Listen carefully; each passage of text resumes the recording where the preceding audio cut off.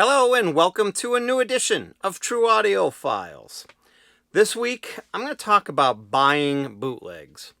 And I specifically say buying for a reason that I'll get into. So, when I talk about bootlegs, I'm not talking about the kind of bootlegs that are meant to deceive you into thinking you're buying a rare or obscure record. I bought one of those by mistake. There's a David Bowie, The Man Who Sold the World. There's a version of it circulating around that is of the original cover with the cartoon, where they recreated that in the latest reissue of it, where they remixed the record. And I'll post a picture of it up on here as well. But anyways, I bought a bootleg of that, thought it was a original copy, and come to find out it wasn't. But I'm not talking about that type of bootleg. What type of bootleg I'm talking about is a type of bootleg of maybe some unissued music from an artist or live recordings or things like that. Like, I have a couple here that I bought. These are all Prince ones because that's primarily the only ones I have. But I have, three, or I should say four, four bootlegs. I got the Prince Crystal Ball. Better Place to Die, they called it. The Black Album, which it really wasn't truly the Black Album. It had some Black Album stuff on it, and then there's just some live, awards show performances on this one. And then the granddaddy of them all, which kind of was my most disappointing purchase, was this one here, which is a bootleg of a live show. I don't remember where it was. It was in the UK at Wembley Arena during the Under the Cherry Moon tour. So, it was one of my favorite albums, the Parade album, and really wanted to get a copy of that. But come to find out, that particular one sounds like it was recorded on a micro cassette recorder and just sounded terrible, and spent a lot of money on it. So, my opinion is, although very cool to have, I can't justify paying for a bootleg. I just think that it's something, if the artist really wanted this stuff to come out, they would have released it.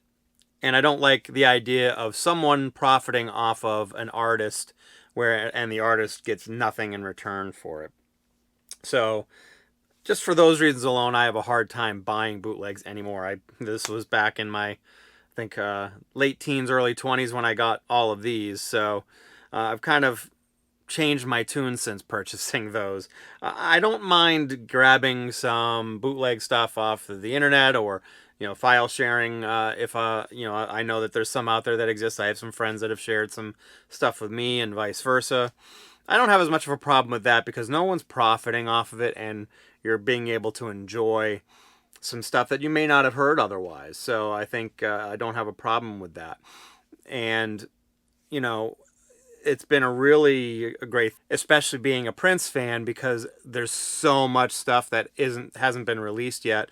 And I have a ton of bootleg stuff that I haven't paid for, of Prince stuff that came out during the time frames of these box sets that came out, like the Sign of the Times box set and the 1999 box set, which have, and the Purple Rain one for that matter, that just have dozens and dozens of unreleased tracks on them. And a lot of them I still hadn't heard before, even though I have just so many bootlegs from him. But so anyways, I guess, this is kind of going to be a short one, but I don't have a problem with bootlegs in general.